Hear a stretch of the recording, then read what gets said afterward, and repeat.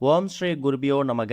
ஓம் ஸ்ரீ மகா பெரியவா சரணம். வரும் மே 1ஆம் தேதி வெள்ளிக்கிழமை இந்த வருஷத்துக்கான சித்ரா பௌர்ணமி. வீட்டில் செல்வம் பெருக கட்டாயம் வாங்க வேண்டிய பொருட்கள், அது என்னென்ன பொருட்கள்னு பார்க்கறதுக்கு முன்னாடி நம்மளோட வீடியோஸை இப்போதான் நீங்கள் ஃபர்ஸ்ட் டைம் பார்க்குறீங்கன்னா மறக்காமல் சப்ஸ்கிரைப் பண்ணிக்கோங்க. தொடர்ந்து இது மாதிரி அப்டேட் தெரிஞ்சுக்கிறதுக்கு பக்கத்தில் நோட்டிஃபிகேஷன் பெல்லை கிளிக் பண்ணி ஆல் அப்படிங்கிற செலக்ட் பண்ணிக்கோங்க. இப்போ சித்ரா பௌர்ணமி அன்னைக்கு என்னென்ன பொருட்களை வாங்கணும் அப்படிங்கிற பற்றி தெளிவாக தெரிஞ்சுக்கலாம். ஒரு மாதத்தில் பௌர்ணமி அப்புறம் அமாவாசை இந்த இரண்டுமே 15 நாட்களுக்கு ஒரு முறை வரும்.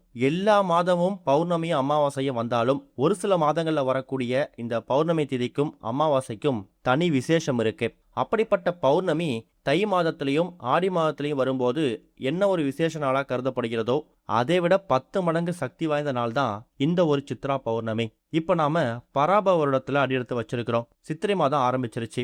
இந்த சித்திரை மாதத்திலிருந்து அடுத்த ஒரு 12 மாதங்கள் பங்குனி வரைக்கும் இந்த பராப வருடம் எப்படி அமைய போகுது, நம்ம வாழ்க்கையில செஞ்சிருக்கக்கூடிய தெரியாமல் வந்திருக்கக்கூடிய பாவங்கள் சாபங்கள் இது எல்லாத்துக்கும் எப்படி நிவர்த்தி கிடைக்கும் அப்படிங்கிறத நாமளே தீர்மானிக்கக்கூடிய அற்புதமான ஒரு நாள் தான் இந்த ஒரு சித்ரா பௌர்ணமி. அதாவது சித்ரகுப்தர் நம்ம வாழ்க்கையில செய்யக்கூடிய நல்ல விஷயங்களையும் கெட்ட விஷயங்களையும் ஒரு நோட்ல எழுதி வச்சுக்கிட்டே வருவாராம். அதுக்கேற்ற மாதிரி தான் நம்ம தலையெழுத்து இருக்கும் அப்படிங்கிறது ஒரு மிகப்பெரிய நம்பிக்கை. அப்படிப்பட்ட நம்மளோட பாவ கணக்குகளையும் புண்ணிய கணக்குகளையும் எழுதி வைக்கக்கூடிய சித்ரகுப்தர் அவதரிச்ச நாள் இருக்குல்ல, அதுதான் சித்ரா பௌர்ணமி. இந்த ஒரு சித்ரா பௌர்ணமி எந்த கிழமையில வருதோ அதை பொறுத்து அதோட பலன்கள் வேறுபடும். இந்த ஒரு சித்ரா பௌர்ணமிக்கு ஒருத்தவங்க ஒரு முறையில பூஜை பண்ணுவாங்க. சில பேர் அவங்களுடைய பாவங்கள் விலகணும் அப்படிங்கிறதுக்காக புனித நதிகள்ல நீராடுவாங்க. நிறைய பேர் அவங்க பாவங்களும் கர்ம வினைகளும் தீர்வதற்காக தான தர்மங்கள் பண்ணுவாங்க. இன்னும் சில பேர் அன்றைய தினம் அவங்க குலதெய்வ வழிபாடு செய்து அது மூலயமா அவங்க வாழ்க்கையை அவங்க காப்பாற்றிக்க முடியும். இப்படி ஒருத்தவங்க ஒரு முறையில இந்த ஒரு சித்ரா பௌர்ணமி வழிபடுறது வழக்கம். அப்படிப்பட்ட சித்ரா பௌர்ணமி இந்த வருஷம் மே 1ஆம் தேதி வருது. ஆனால் அந்த பௌர்ணமி திதி ஏப்ரல் 30ஆம் தேதி இரவு 9:51 ஆரம்பித்து மறுநாள் மே 1ஆம் தேதி வெள்ளிக்கிழமை இரவு 11:07 வரைக்கும் இருக்கு.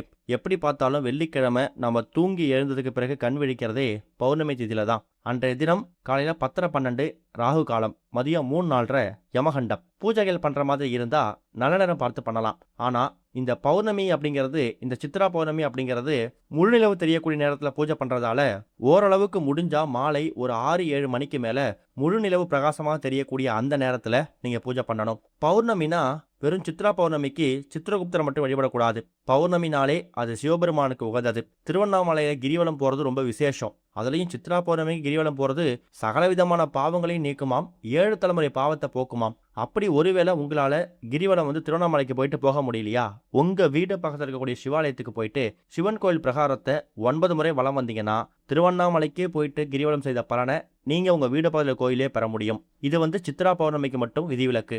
இப்படி பல அம்சங்கள் நிறைந்த இந்த ஒரு சித்ரா பௌர்ணமி நாள்ல மாலை நேரங்கள்ல சிவபெருமானுக்கு பூஜை செய்யணும். அதே மாதிரி எல்லா வீடுகளிலும் சித்ரகுப்தர் போட்டோ இருக்காது. அதனால மனசார சித்ரகுப்தரை பிரார்த்தனை பண்ணி நாங்கள் தெரிந்தோ தெரியாமலோ செய்திருக்கக்கூடிய பாவங்கள் எங்களை விட்டு விலகி போகணும், இதுக்கப்புறம் வாழ்க்கையில நாங்க எந்த விதமான பாவங்களும் செய்யாம நீங்க எங்களுக்கு காத்தரலும்னு சித்ரகுப்தரை வேண்டிக்கலாம். அதுக்கப்புறமா முழுநிலவு பிரகாசமாக தெரியக்கூடிய அந்த நேரத்துல உங்க குடும்பத்தோட மொட்டை மாடிக்கோ இல்ல எங்கிருந்து பார்த்தா முழுநிலவு பிரகாசமா தெரிகிறதோ அங்க போயிட்டு சந்திர தரிசனம் செய்யணும். இதுதான் இந்த வருஷம் சித்ரா பௌர்ணமிய ரொம்ப எளிமையா வழிபடுறதுக்கான வழிபாட்டு முறை.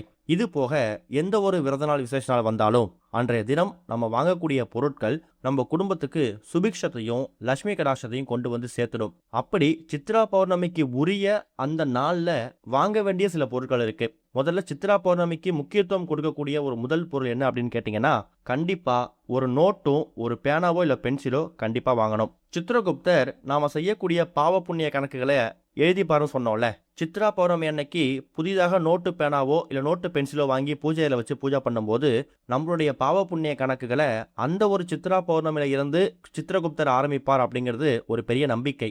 அப்ப நம்ம இதுவரைக்கும் செய்திருக்கக்கூடிய பாவங்கள்லாம் விலகிடுமா அப்படின்னு கேட்டீங்கன்னா, அப்படி விலகிறத விட அதோட தாக்கம் அப்படிங்கிறது கொஞ்சம் குறையும். மனித பிறவியாக இருக்கக்கூடிய நாம தெரிந்தோ தெரியாமலோ ஒரு சிறிய எறும்புக்கு கூட சில நேரங்கள்ல சில விஷயம் நம்ம கெடுதல் பண்ணியிருக்கலாம். அது மூலயமா கூட சாபங்கள் பாவங்கள் நமக்கு வரலாம். அந்த மாதிரி விஷயங்கள் நெருங்கக்கூடாது அப்படிங்கிறவங்க புதிதாக ஒரு நோட்டு பேனா வைத்து வழிபடும் போது அந்த பாவ புண்ணிய கணக்குகள் புதிதாக ஆரம்பிப்பதற்கான ஒரு அடையாளமா நீங்க எடுத்துக்கலாம்.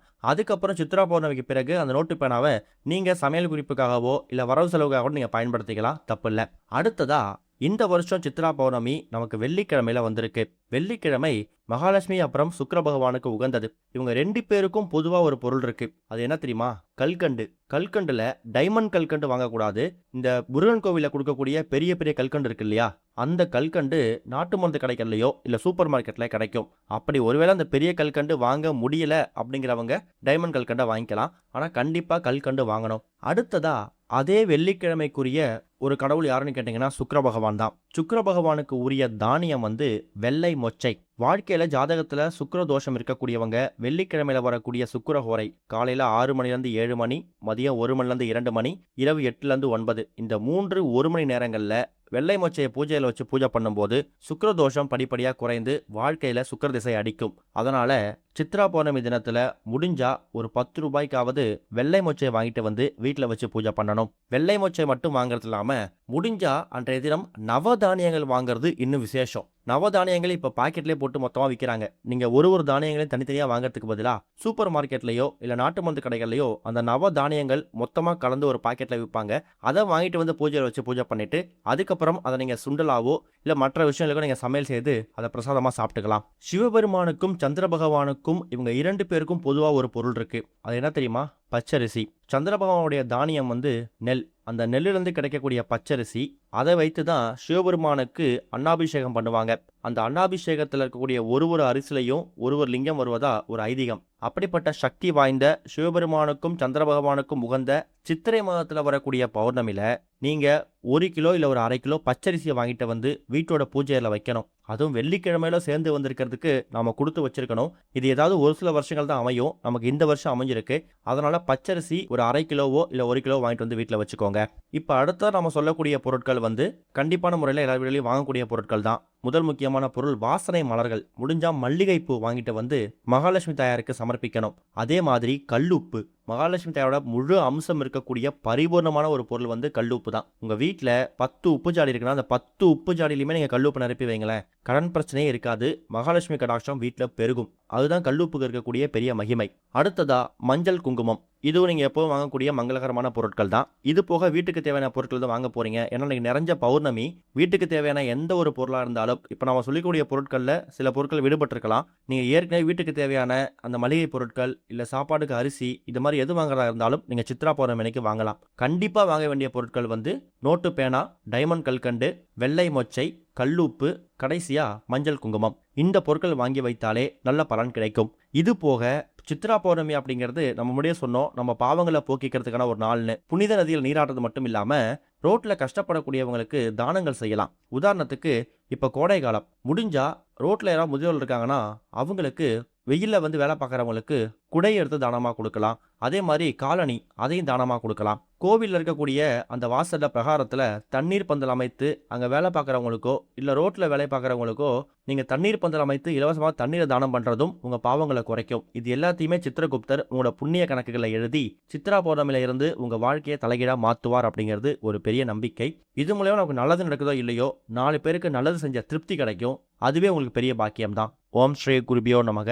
ஓம் ஸ்ரீ மகா பெரியவா சரணம்.